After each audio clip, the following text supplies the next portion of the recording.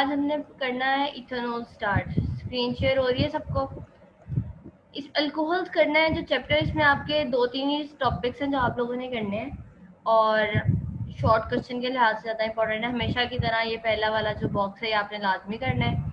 इसमें क्या है, अल्कोहल जो है वो अब हम किस तरीके से, या तो अल्कोहल या फिर उनके एंटागोनिस्ट किस तरीके से यूज़ कर सकते हैं मुख्तलिफ अभी डिजीजेस। जी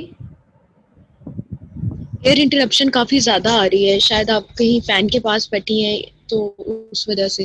अच्छा रुको, फिर मैं ना मोबाइल से ही करती हूँ, क्योंकि मोबाइल में फिर करीब कर लेती हूँ ना, लैपटॉप तो फिर ज़रा थोड़ा दूर ही होता है इस तरह से। रुको मैं फिर उधर हाँ से जी। जॉइन करके आती हूँ।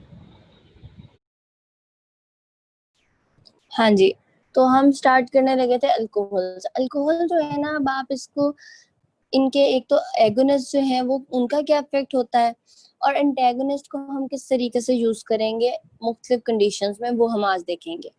तो अल्कोहल्स में अगर हम बात करें तो इथेनॉल, मेथनॉल और इथाइलिन ग्लाइकोल जो है, ये 3 आती हैं जो फार्माकोलॉजिकली जो इम्पोर्टेंट है।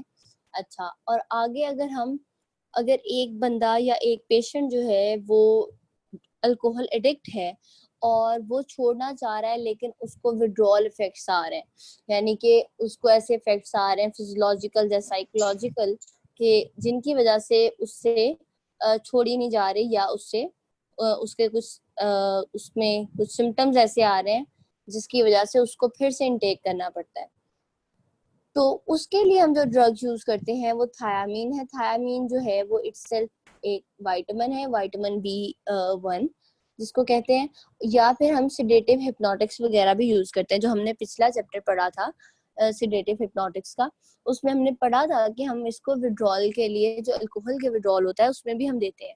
तो वो यहाँ पे वही बात दोबारा आ रही है, ठीक है। उसके बाद आते हैं alcohol to treat alcohol, drugs to treat alcohol dependence, यानी कि अगर कोई बंदा डिपेंडेंट हो गया, उसकी बॉडी या तो फिजियोलॉजिकली या साइकोलॉजिकली। अब मैं बार बार ये दोनों टर्म्स क्यों यूज कर रही हूँ, क्योंकि सम टाइम होता है कि इंसान के सिर्फ जहन में होता है कि अगर वो लेगा तो ही उसको जो है ये चीज ठीक रहेगी, उसकी लाइफ ठीक रहेगी, या वो नॉर्मल एक्ट करेगा, अदरवाइज वो नहीं, उसमें कोई मसला हो जाएगा, या फिर वो सही तरह उसका सर दुखता रहेगा, या मतलब वो साइकोलॉजिकल जो उसकी कंडीशन होगी उस तरह की आएंगी। फिजियोलॉजिकल क्या होंगी कि उसकी, मतलब जैसा पेन होने लग जाती है, या अगर आप ना लोगे, या फिर कोई और उसको कोई मसल रिलेटेड कोई मसले आने लग जाते हैं, कोई भी मतलब आपकी जो फिजियोलॉजी है ना उससे रिलेटेड अगर कोई उससे कोई मसला आ रहा है ना, तो उससे कहेंगे फिजियोलॉजिकल डिपेंडेंस।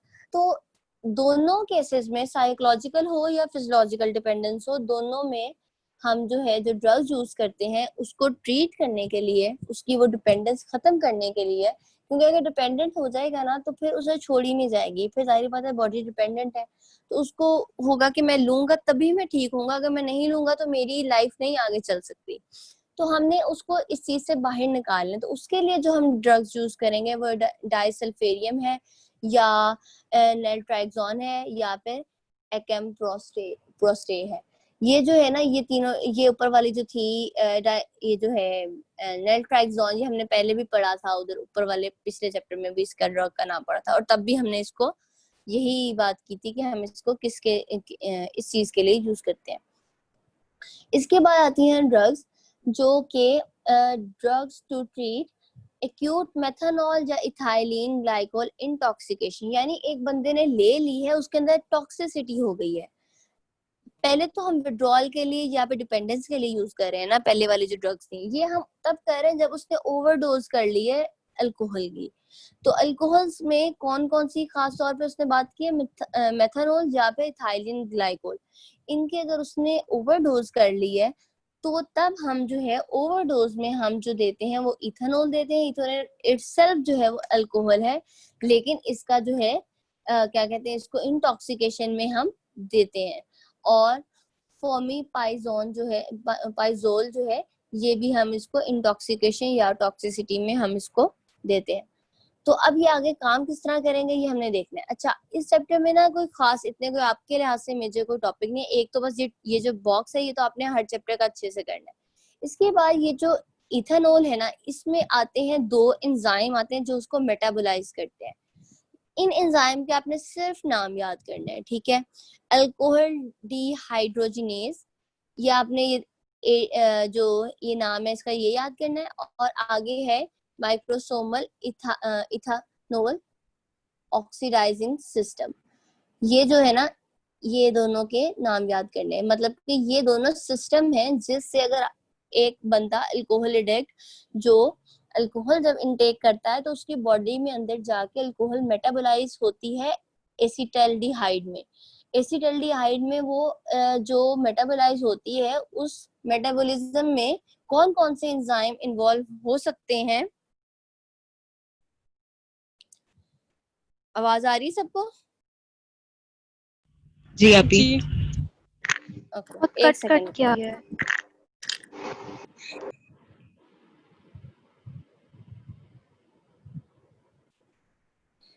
अच्छा, अभी भी नहीं ठीक आ रही? बीच में वो कॉल आ गई थी एक, इस वजह से मैंने आपसे पूछा था कि आवाज आ रही। एनीवेज, अगर किसी को वॉइस इशू हो तो मुझे दोबारा बता दे।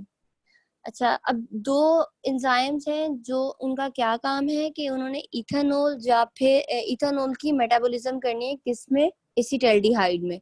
और वो दो एंजाइम सिस्टम जो है उनका क्या नाम है? एक है अल्कोहल हाइड्रोजिनेज और दूसरा क्या है? Microsomal ethanol oxidising system. अच्छा, ये जो एक तो एंजाइम आपने बात कर ली, ये जो आपको दूसरा वाला जो नाम माइक्रोसोमल से पता लग रहा है, आपको पता है वो जो साइटोक्रोम P450 एंजाइम्स होते हैं जो लिवर के अंदर प्रेजेंट होते हैं, उनको हम माइक्रोसोमल एंजाइम्स भी कहते हैं। तो ये लिवर में प्रेजेंट होता है सिस्टम जो इथेनॉल की ऑक्सीडेशन या उसकी मेटाबॉलिज्म में इन्वॉल्व होता है। इसको आपको ज्यादा डिटेल में करने की जरूरत नहीं है, आपने सिर्फ ये दो नाम याद रखने हैं। शॉर्ट क्वेश्चन में अगर वो आपसे पूछ रहे हैं, एमसीक्यू में पूछ रहे हैं कि कौन से एंजाइम हैं जो मेटाबोलाइज करते हैं, तो वो ये दो है। असल जो आपका करने वाला है, जो इम्पोर्टेंट है, बल्कि वेरी इंपॉर्टेंट है, वो है क्रोनिक इफेक्ट्स। ये आप लोगों ने करने इस चैप्टर में से। क्रोनिक इफेक्ट्स में क्या होता है कि एक तो आपको पता है, ये तो हर किसी को पता है कि जब भी अल्कोहल लेगा तो उसमें डिपेंडेंस आएगी, टॉलरेंस आएगी। ठीक है, डिपेंडेंस और टॉलरेंस में क्या डिफरेंस होता है? किसी को पता है तो मुझे बता दें। टॉलरेंस है कि अगर एक बंदे ने एक मेडिसिन ली है उसके बाद उसको सेम इफेक्ट प्रोड्यूस करने के लिए ज्यादा डोज चाहिए, और डिपेंडेंस है कि अगर एक बंदे ने एक मेडिसिन ली है उसके बाद अगर वो छोड़ देगा तो उसको फौरन उसके बाद एडवर्स इफेक्ट्स आने लगते हैं। हाँ जी, बिल्कुल एग्जैक्टली, बिल्कुल ठीक बताया आपने। इसी तरह है। तो अब ये होता है कि अल्कोहल में अगर बेशक अब कुछ दवाइयां ऐसी हैं, अल्कोहल्स के अलावा भी हम बात करें, उनको हम इसी वजह से नहीं इतना उनका फ्रीक्वेंट यूज करते because of these two things, कि उनमें टॉलरेंस डेवलप हो जाती है या फिर डिपेंडेंस। जिस तरह हमने ओपियोइड एनाल्जेसिक में बात की, वहां पे भी यही मेन इशू था जिसकी वजह से हम फ्रीक्वेंटली पेशेंट्स को नहीं देते। हम सिर्फ तब देते हैं जब वो बंदा वाकई बहुत ही कोई स्वेयर पेन में हो कि हमारे पास कोई और एनाल्जेसिक नहीं होता, तो हम पे ओपियोइड एनाल्जेसिक दे रहे होते हैं। लेकिन इसी तरह जो है, यहाँ पे भी जो है टॉलरेंस और डिपेंडेंस जो है वो एक मेन इशू है। तो इधर होता क्या है अल्कोहल्स में कि अगर आप क्रोनिक यूज कर रहे हो अल्कोहल का, जो एडिक्ट है वो क्रोनिक ही कर रहे होते हैं, मतलब कि रोज उसका सालों ब साल वो जो है वो उसको इंटेक करते रहते हैं, तो उससे क्या होता है? टॉलरेंस डेवलप हो जाती है। Tolerance occur mainly as a result of CNS adaptation and to a lesser extent by an increased rate of ethanol metabolism। मतलब वो ये कह रहे हैं ज्यादातर तो चांसेस यही है कि टॉलरेंस किस वजह से डेवलप हो रही है कि सीएनएस जो है वो अडॉप्टिव हो रहा है, यानी सीएनएस को आदत पड़ गई है उसकी। एक तो ये उसने रीजन बता दी, और उसने बताई दूसरी रीजन, लेकिन उसकी इतनी कोई खास इंपॉर्टेंस नहीं है। टू ए लेसर एक्सटेंट वो रीजन हो सकती है, वो ये कि इथेनॉल का मेटाबॉलिज्म ज्यादा हो रहा है, कि इथेनॉल जल्दी जल्दी मेटाबोलाइज हो रही है, तो बंदे को लग रहा है कि मैं और ले लेता हूँ ताकि ना मेटाबॉलिज्म जो है वो मतलब जो जल्दी जल्दी हो रहा है वो और बाहर से और इनटेक करी जाएगा। लेकिन ये रीजन वो कहता है इतनी कोई इम्पोर्टेंट नहीं है, ये इतनी कोई अहम नहीं। ज्यादा जो मेजर रीजन है वो यही है कि सीएनएस जो है अडॉप्टिव हो जाता है। There is a cross tolerance. Cross tolerance का कोई मुझे बताएगा क्या होता है? मतलब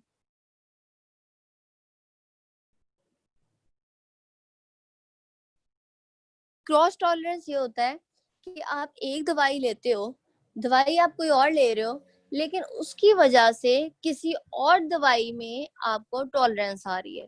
तो वो यहाँ पे ये बात कर रहा है, there is a cross tolerance to sedative and hypnotic that facilitate GABA activity. मतलब के अल्कोहल वाला जो ले रहा है बंदा, जो अल्कोहलिक है, अगर उसमें वो अल्कोहल की वजह से टॉलरेंस आ रही है, तो वो क्रॉस टॉलरेंस कर देगा सेडेटिव और हिप्नोटिक ड्रग्स को भी। मतलब के उसमें फिर tolerance against those sedatives and और हिप्नोटिक ड्रग्स भी आ जाएगी। ठीक है, मतलब कि एक ड्रग की tolerance can affect the tolerance of the other drug. This is what cross tolerance is. ठीक है, किसी सबको क्लियर हो गया ये क्रॉस टॉलरेंस क्या होता है?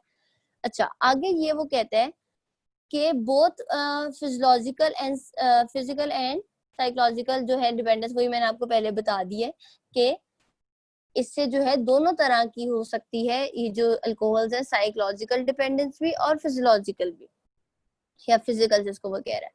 अच्छा, लिवर पे जो है ना अल्कोहल का सबसे ज्यादा इफेक्ट होता है, सबसे ज्यादा डैमेज जो है ना अल्कोहल वो लिवर को करती है।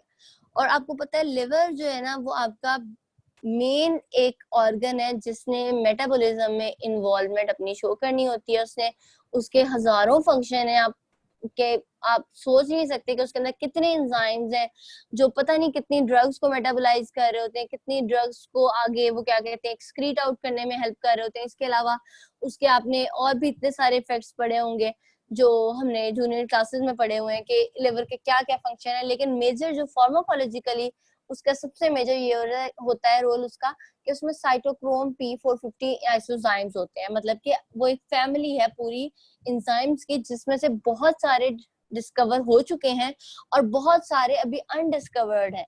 मतलब कि हमें नहीं पता अभी कितने उसमें और हैं। वो हर साल जो है न्यू रिसर्च में और इतने एंजाइम आ जाते हैं लिवर के अंदर ही। ठीक है, तो वो आपको बताने का मकसद ये है कि liver is a very important organ for drug metabolism. ठीक है, तो होता क्या है कि ये जो अल्कोहल्स हैं दे डैमेज लिवर वेरी बैडली।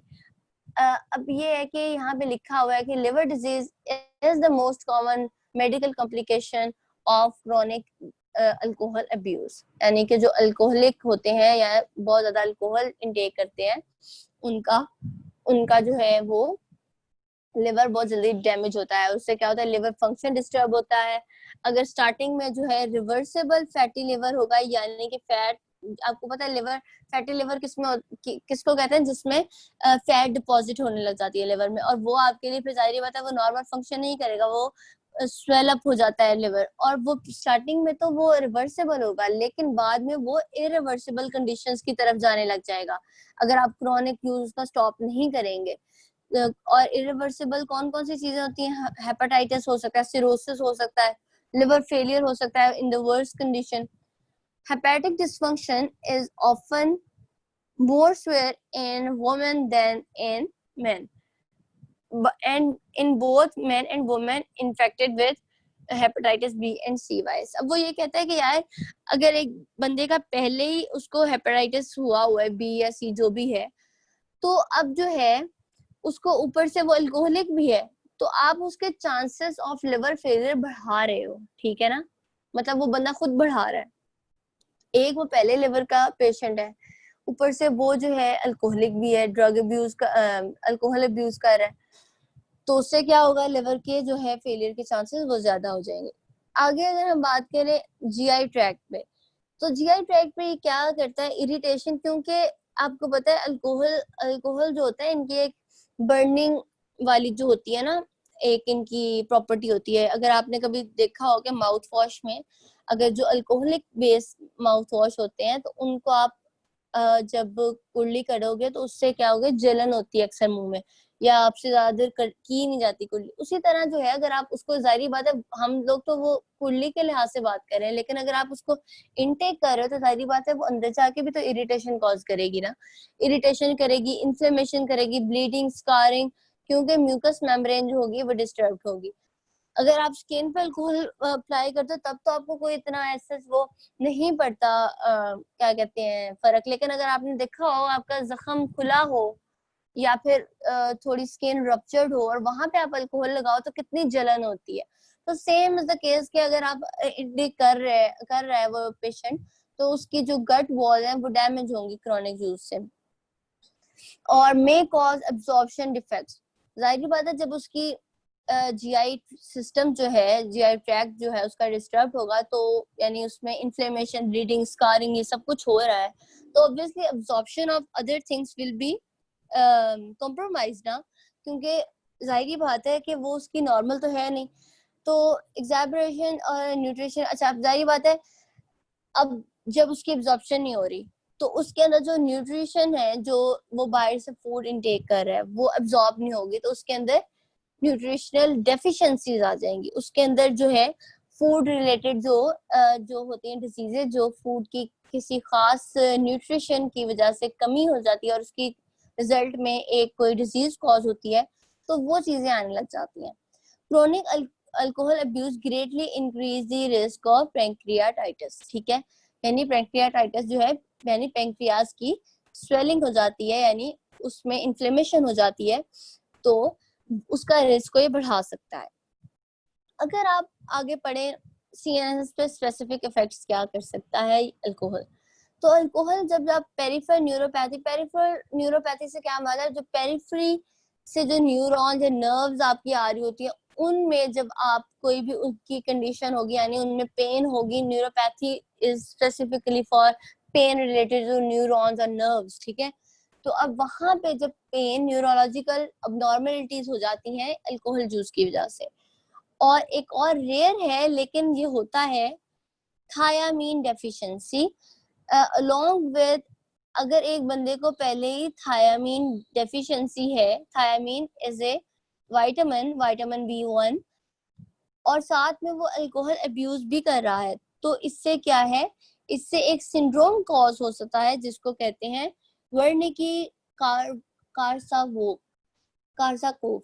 तो ये जो सिंड्रोम है इसमें क्या होता है, ये असल में दो अलग अलग डिजीजेस हैं, लेकिन इसमें कंबाइन होके वो दोनों डिजीजेस, आपको पता है सिंड्रोम जो है ना, सिंड्रोम और डिजीज में क्या फर्क होता है, डिजीज जो है ये एक स्पेसिफिक कंडीशन होती है, लेकिन सिंड्रोम जो है it is a collection of different conditions, ठीक है। तो इसमें क्या है, इस कंडीशन में क्या होता है, ब्रेन आपके यहाँ अबनॉर्मली फंक्शन करने लग जाता है, और वो किस वजह से करता है, because of thiamine deficiency along with drug abuse, ठीक है, क्योंकि थायामीन डेफिशिएंसी अल्कोहल अब्यूज से भी हो रही होती है, और वो पहले भी उसको बंदे को अगर उसको है डेफिशिएंसी, तो उससे वो और ज्यादा इफेक्ट आएगा। और इस सिंड्रोम में होता क्या है, एटेक्सिया का पता है किसी को क्या होता है? Loss of gait, sorry, loss of coordination. हाँ बिल्कुल, यानी कि आपकी फुल बॉडी जो मूवमेंट्स होती हैं उनकी कोऑर्डिनेशन सही तरीके से नहीं हो रही होती। उसके बाद confusion, paralysis of extra ocular muscle, मतलब कि जो आई बॉल के इर्द गिर्द वाले मसल्स हैं जो उसकी आपकी आई बॉल की मूवमेंट में इन्वॉल्व होते हैं, उनका पैरालिसिस कॉज कर सकता है, ठीक है। आगे इसकी ट्रीटमेंट में आप क्या दे सकते हो, पेरेंटरली उसे थायामीन यानी कि विटामिन B1 दे सकते हो।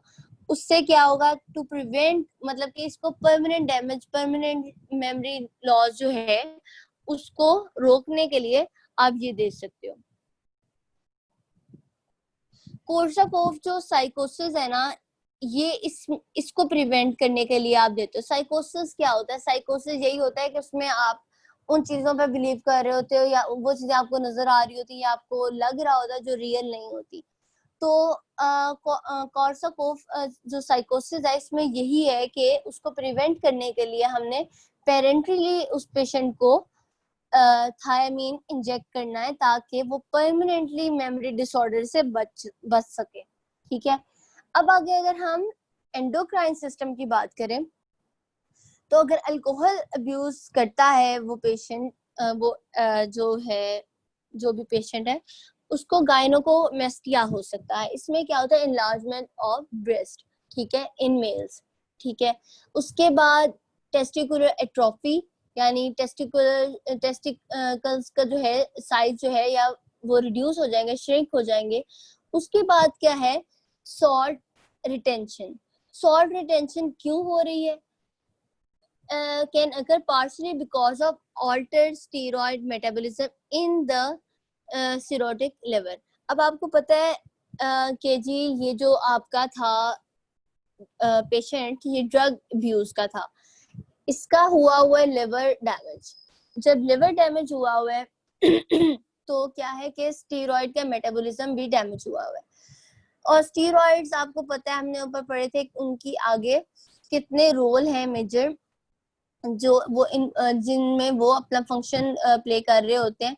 तो अब जब वो डिस्टर्ब होंगे, सारे मेटाबॉलिज्म डिस्टर्ब होंगे, तो उससे आगे क्या होगा कि आपके पास सॉल्ट रिटेंशन जो होगी वो होने लग जाएगी। हमने पीछे कॉर्टिकोस्टेरॉइड वाले चैप्टर में पढ़ा भी था कि किस तरीके से जो है वो स्टेरॉइड सॉल्ट रिटेंशन और इस तरीके से बाकी मेटाबॉलिज्म्स को डिस्टर्ब कर रहे होते हैं अगर उनकी बॉडी के अंदर प्रोडक्शन सही तरीके से नहीं हो रही।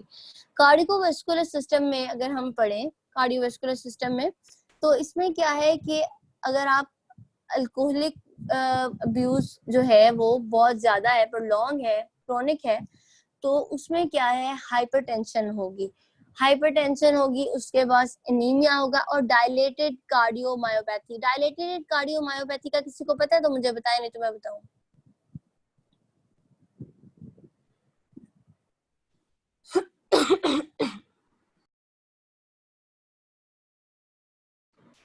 अच्छा, इसमें ये होता है डायलेटेड कार्डियोमायोपैथी में कि जो आपका जो मेन फंक्शन होता है ना पंपिंग में हार्ट की, वो होता है लेफ्ट वेंट्रिकल की।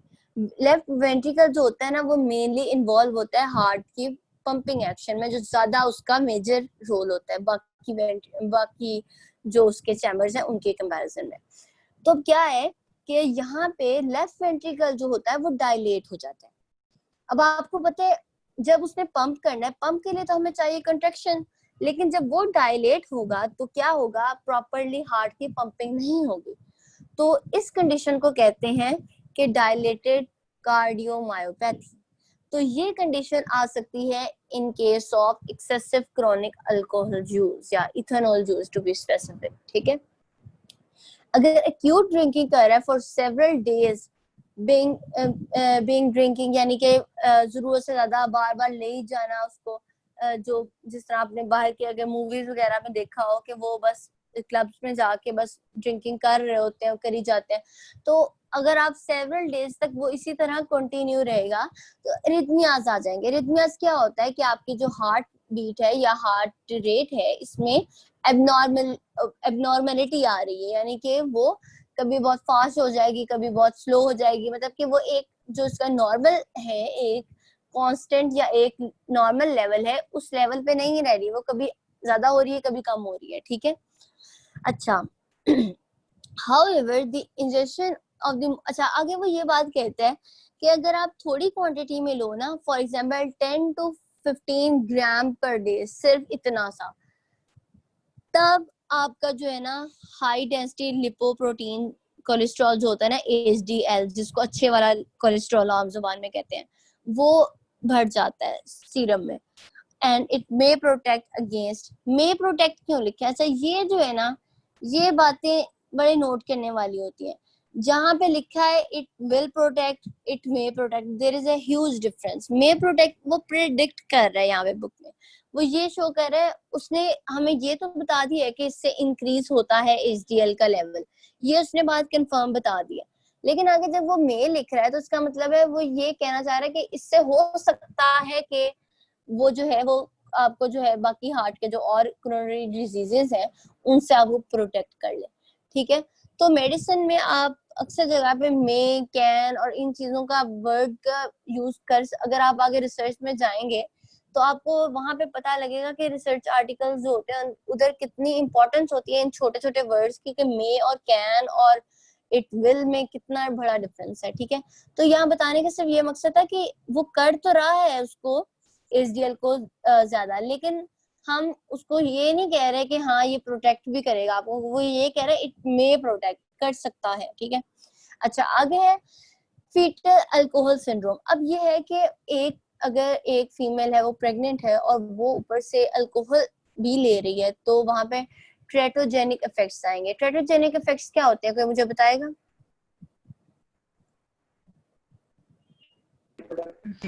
जो फीटल ग्रोथ रिलेटेड इफेक्ट्स आते हैं ना, जिसके अंदर फीटस की ग्रोथ में चेंज आ जाता है।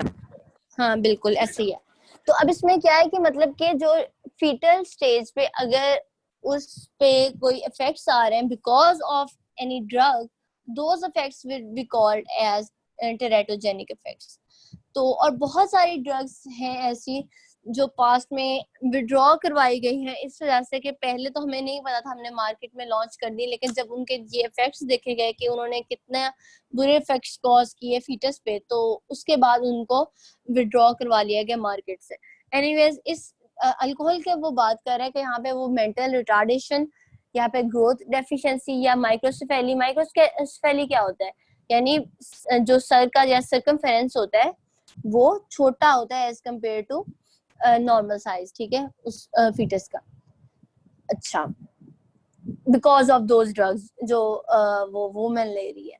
अच्छा, इसके अलावा वो ये कह रहे हैं कि characteristic under develop of the mid face region, मतलब के फेस के दरमियान वाले हिस्से पे जो फीचर्स हैं वो अंडर डेवलप ही रहेंगे, वो डेवलप ही नहीं होंगे because of alcohol intake, ethanol intake. आगे वो बात कर रहे हैं नियोप्लेजिया का। अच्छा, इथेनॉल जो है ना ये बेसिकली इटसेल्फ तो कार्सिनोजन नहीं है। कार्सिनोजन क्या होता है, कैंसर कॉजिंग। बेसिकली ये खुद तो कैंसर कॉजिंग नहीं है, लेकिन अगर इसको क्रॉनिक यूज करें तब क्या हो सकता है कि ये नियोप्लास्टिक डिजीजेस में जो है उसका इंसिडेंस को इंक्रीज कर सकती है, मतलब कि उनके चांसेस होने के, अगर एक पेशेंट पहले ही ससेप्टेबल है कैंसर का, जीआई ट्रैक्ट के कोई भी कैंसर है उसको कैंसर है नहीं क्या ससेप्टेबल है, यानी कि उसको होने के चांसेस है, या ब्रेस्ट कैंसर होने के चांसेस है उस बंदे को, तो अगर आप वो पेशेंट साथ में इथेनॉल भी ले रहा है तो उससे क्या है, वो चांसेस ज्यादा हो रहे हैं।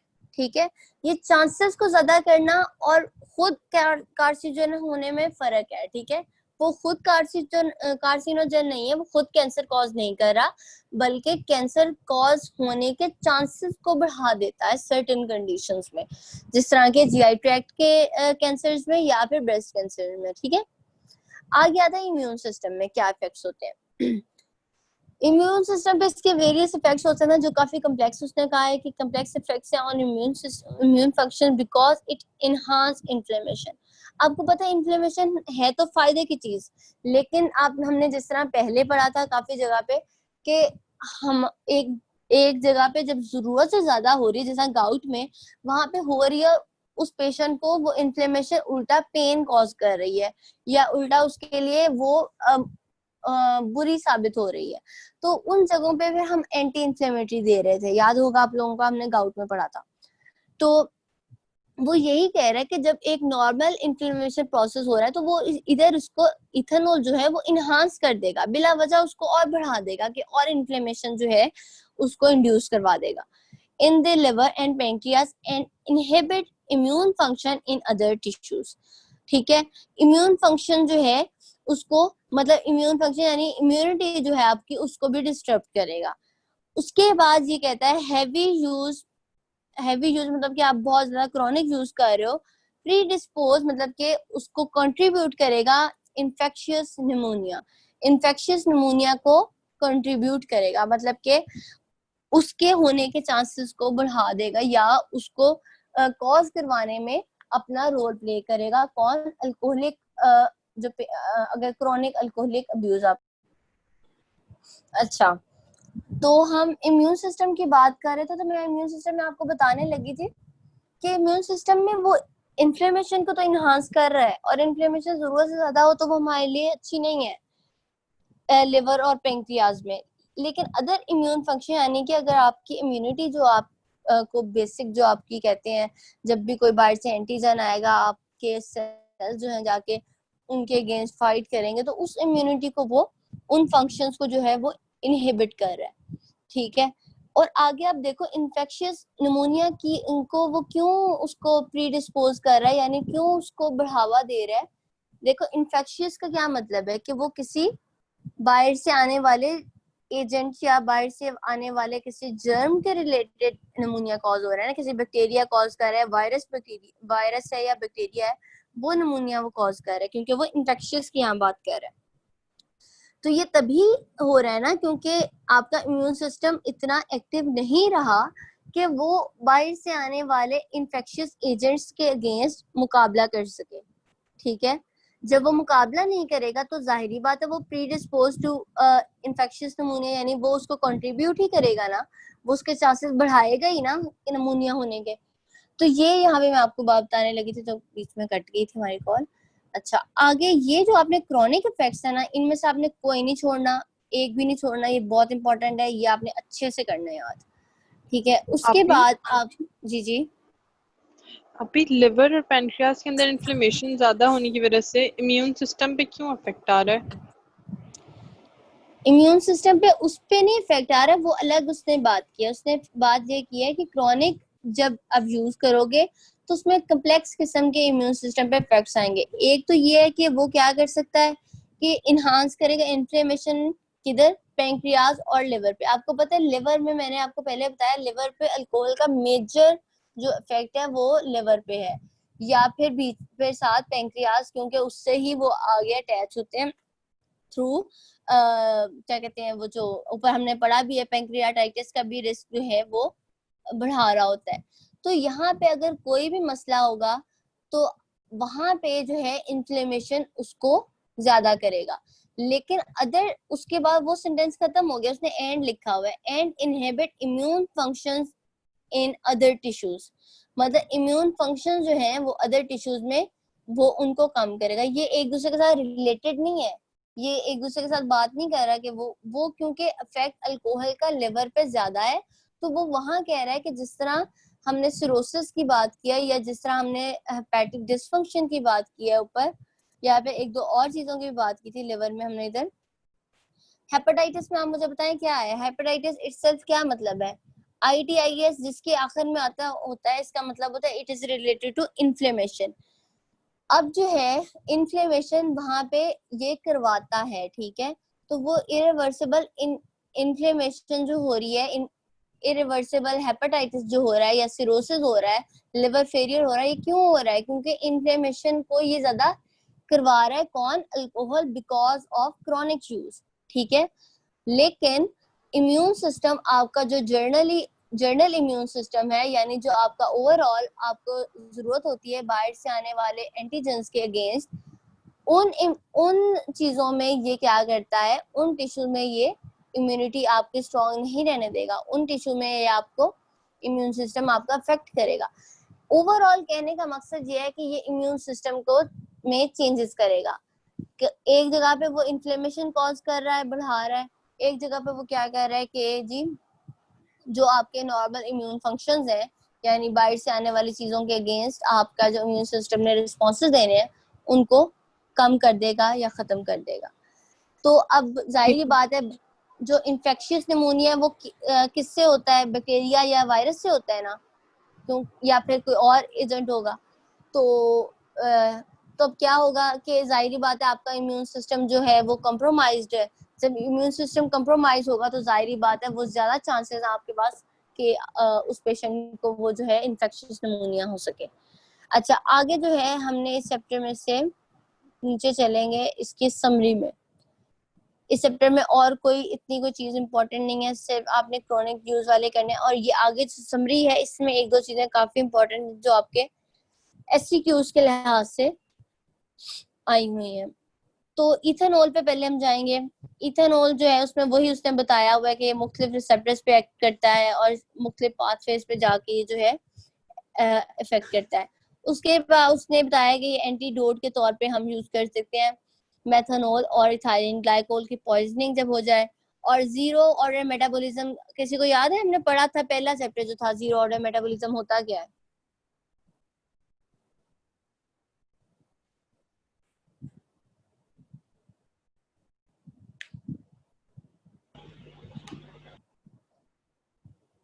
किसी को नहीं याद? जैसा भी अभी इस तरह था अभी उसमें था कि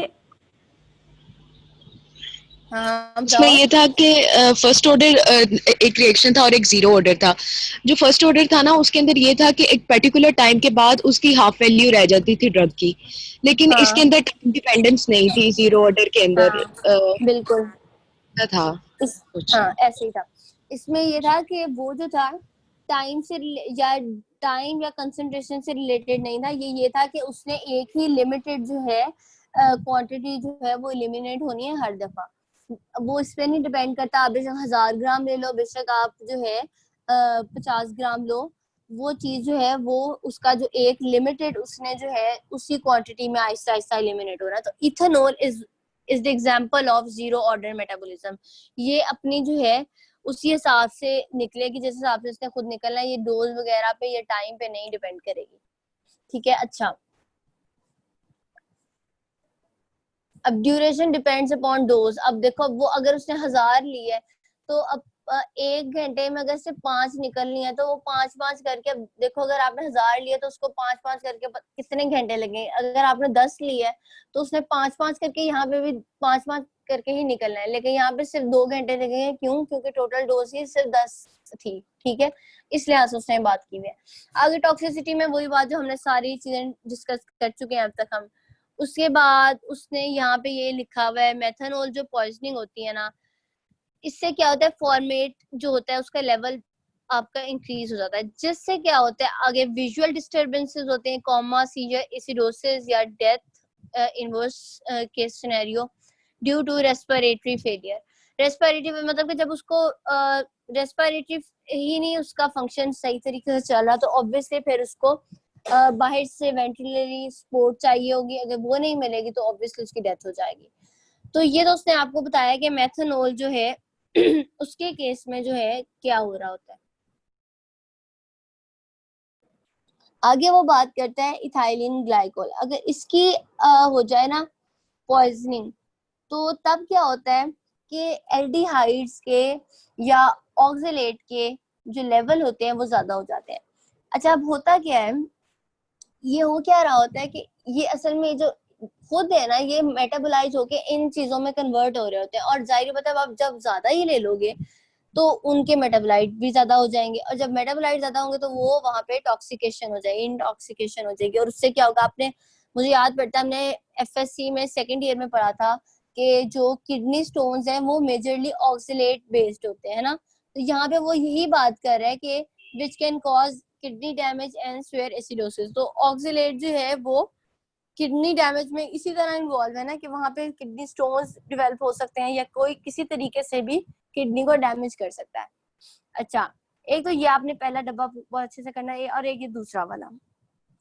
इसमें क्या है कि जो हम विड्रॉल एक्यूट विड्रॉल करवा रहे हैं ना, मतलब इथेनॉल अगर एक बंदे को एडिक्ट है उसका हमने विड्रॉल करवाना है तो उसमें हम डायजीपाम दे रहे हैं या पे थायमिन विटामिन B1 दे रहे हैं।